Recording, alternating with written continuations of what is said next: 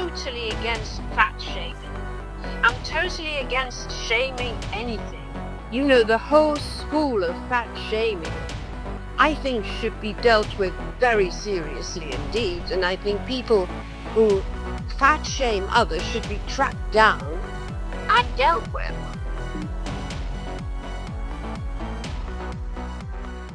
As I spoke to more and more fat acceptance activists, I wondered if perhaps they had confused the self-acceptance of body and mind.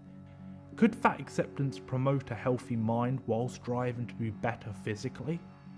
You are not worthless, but obesity is. What does obesity do for you? Obesity couldn't be accepted. It is something that has to be judged, because without doing so, how can we help people avoid chronic diseases?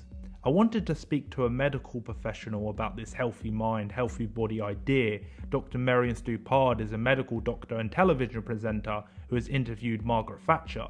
If she was able to press the Iron Lady, I knew she would be able to speak honestly about fat acceptance. So what are your fears then, Dr Miriam, about normalising curves and having a bigger range of clothes available for people who are bigger than average? Well, it's not just normalising curves. I think that the plus sizes and glamorous overweight models is actually making people think that it's healthy to be like that. They think that their weight is a sign of health. It's deeply unhealthy. Do you worry about society normalising obesity? Well, yes, I do.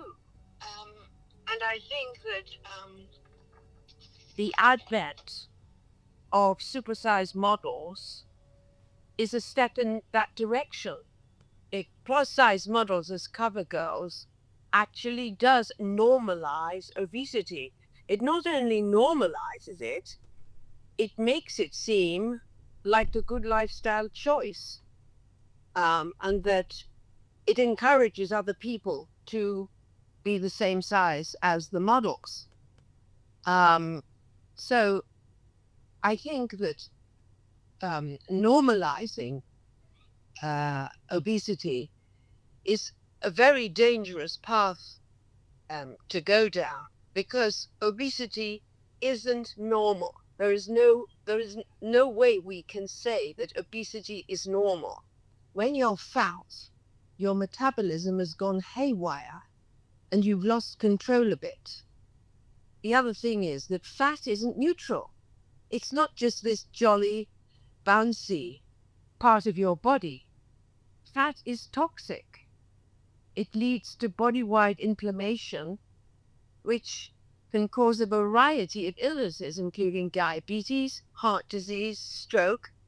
And so far, we found that obesity is involved in 13 cancers, and we're still counting.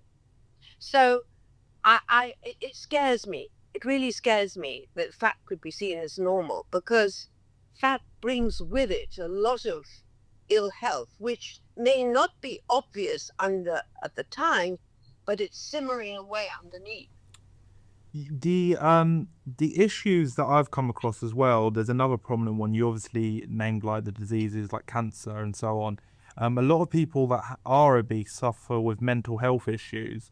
So how do we deal with being sensitive and sympathising with the mental health issues of those who are fat shamed, yet still voice concern for the obesity?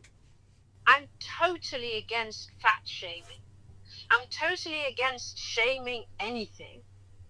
First of all, it's unkind. It can even be cruel. And it does nothing positive at all. It can't bring about change. It does exactly the opposite.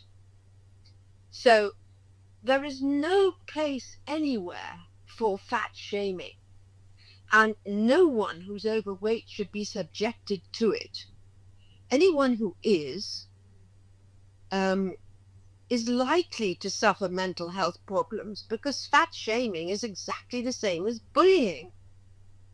And we have plenty of information on bullying and how it can cause mental health problems anything from anxiety to profound depression and even self-harming. So, the whole school of fat shaming, I think, should be dealt with very seriously indeed. And I think people who fat shame others should be tracked down and dealt with.